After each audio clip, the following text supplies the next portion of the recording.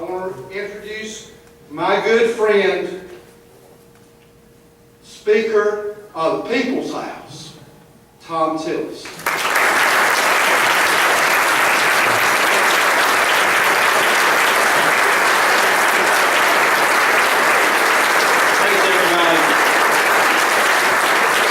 Jackson, thank you for your leadership.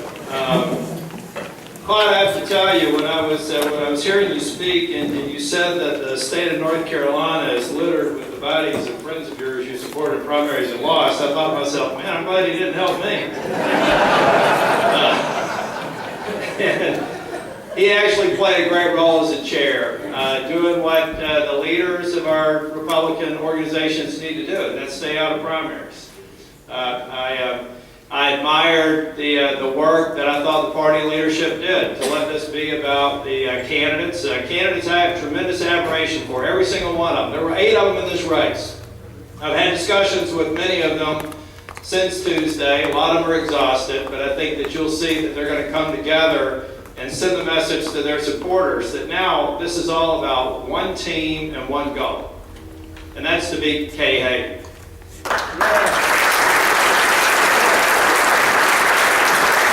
Now, there's a secondary goal, which is really just a byproduct of that happening, because when North Carolina defeats Kay Hagan, we'll have 51 seats, and it relates to a recurring daydream that I have the first day of session when we go into the chamber. I imagine Harry Reid coming in a bit confused, asking where his seat is, and I want to be the first one to say, well, Mr. Reid, I think it's way back there. He is now, ladies and gentlemen, Harry Reid has been in this state since December. Harry Reid, as of yesterday, has spent $4 million attacking me. Other interests on the Democrat side add another $3 million. We're up to about $7 million. The most money spent against any candidate in the state, or in any state in the nation this year. There's only one reason for that. They know that we're going to defeat Kay Hagan in November. And when November comes, and when we beat Kay Hagan, we will have a Republican majority in the U.S. Senate in 2015. And why is that critical? Well, you know, Kay Hagan came to the citizens of North Carolina in 2008 and said she was a conservative Democrat. She has actually been consistently the most liberal, loyal supporter to Barack Obama and Harry Reid of any senator in the U.S. Senate. Do we need a senator who would cast a deciding vote for Obamacare? No. Do we need a senator who has voted to increase our debt to a level now that's approaching $18 trillion? When the Joint Chiefs of Staff, Admiral Mike Mullen, past Joint Chief of Staff, said that $12 trillion, $13 trillion was the greatest threat to our national debt. Now we're at $18 trillion. Do we need that? No. Do we need somebody who sits idly by when Barack Obama allows Russia to face us down and go wherever they want to go on this globe? Do we need a president and a senator who's prosecuting a war on coal and energy? Taking one of the greatest resources we have, a resource that will make us militarily more powerful, economically more powerful, and instead of exploit it, instead of allowing it to be used as the incredibly important tool that it is to take it in the opposite direction and take it off the table. Taking the XL pipeline off the table. Taking energy exploration off the table. Ladies and gentlemen, this man, hey Ron, this man won the Cold War without firing a single shot. What he knew that President Obama and Kay Hagan just can't quite get is the way that you get Russia back to where Russia should be internationally is to make it very clear we're the greatest nation on earth. We are the exceptional nation on earth, the exceptional nation in all of history. Ronald Reagan got that. Ronald Reagan recognized you don't disarm when you're threatened by an international aggressor. You make sure that they understand that you're the strongest, greatest, freedom-loving nation in the history of the world. and that we will continue to be, and we will go wherever we have to go to defend freedom-loving people all over the world, because it's in our interest too. This man got it. And I'll talk a little bit about Kay Hagan, and I'm going to close on a note of optimism. I'm running against Kay Hagan quite simply because she's failed the people of North Carolina.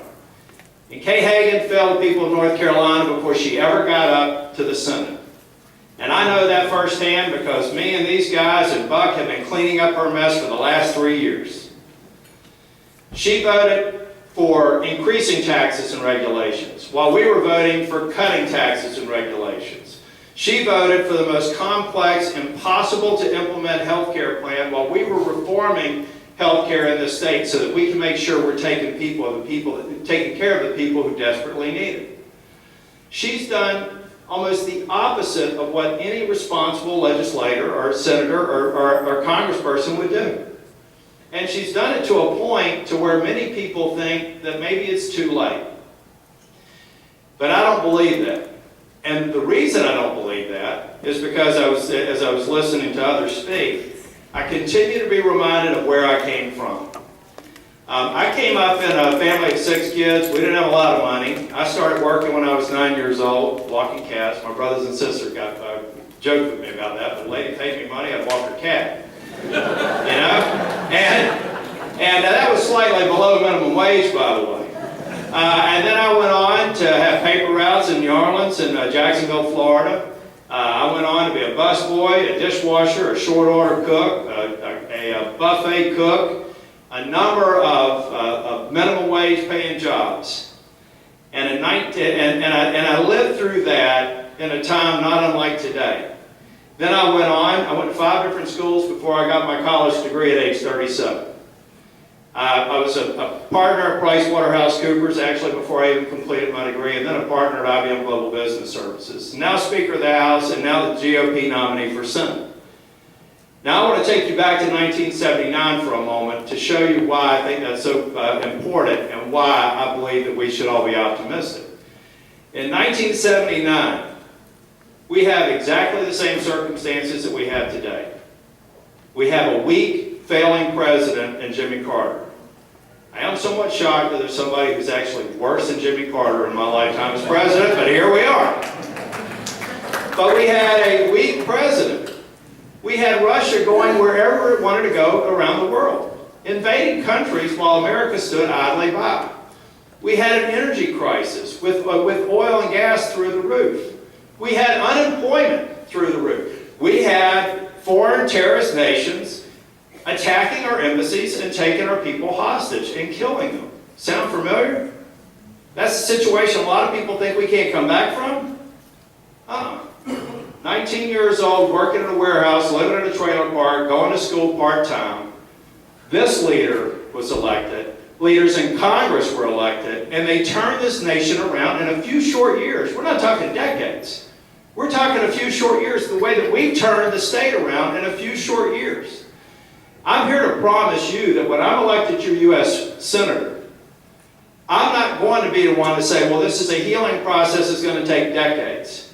I'm going to expect the Republican leaders in the House and Senate to deliver, to get this nation back on track, to put Barack Obama in a position to where he can do no more damage, and to heal this nation, heal this economy, and let the 19-year-old kids who are living today know that it's absolutely possible that they can realize the American dream just as this 19-year-old kid back in 1979 with the help of great leadership in Ronald Reagan.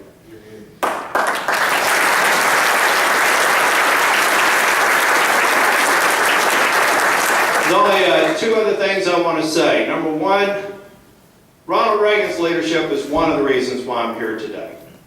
The other one is sitting in the back of the room, and it's my beautiful wife. Will be 27 years on June the 28th at 4:15. And that's Susan back there.